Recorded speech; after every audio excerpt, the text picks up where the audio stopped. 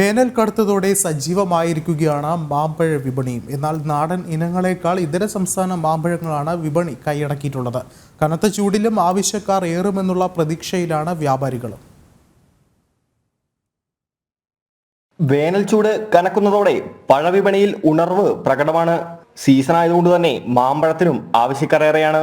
എന്നാൽ വിപണി കീഴടക്കിയിരിക്കുന്നതാവട്ടെ അന്യസംസ്ഥാന മാമ്പഴങ്ങളും. സംസ്ഥാനത്തെ മാമ്പഴ ഉൽപാദനം കുറഞ്ഞതാണ് ഇതിന് കാരണമായത്. കനത്ത ചൂടും മഴക്കുറവും കാരണം വിളവ് കുറഞ്ഞതും തിരിച്ചടിയായി. തമിഴ്നാട്, ആന്ധ്ര, കർണാടക എന്നിവിടങ്ങളിൽ നിന്നാണ് പ്രധാനമായും മാങ്ങകൾ എത്തുന്നത്. കണ്ണാപുരം, വെങ്ങനാപ്പള്ളി, അൽഫോൺസ, സിന്ദൂരം, നീലം, മൽഗോവ എന്നീ ഇനങ്ങൾ വിപണിയിൽ സുലഭമാണ്. ഇവിടെ ഒരു 10-12 ഐറ്റംസ് മാങ്ങുണ്ട്.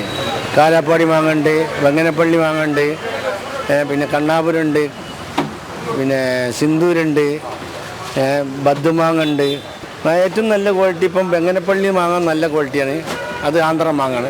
ആപ്പൂസും ആന്ധ്ര മാങ്ങ ഉണ്ട്, അതും നല്ല ഫസ്റ്റ് ക്വാളിറ്റിയാണ്. ചൂട് കനക്കുന്നതോടെ വ്യാപാരം ഇനിയും വർദ്ധിക്കുമെന്ന പ്രതീക്ഷയിലാണ് വ്യാപാരികൾ. ജനം, കോഴിക്കോട്.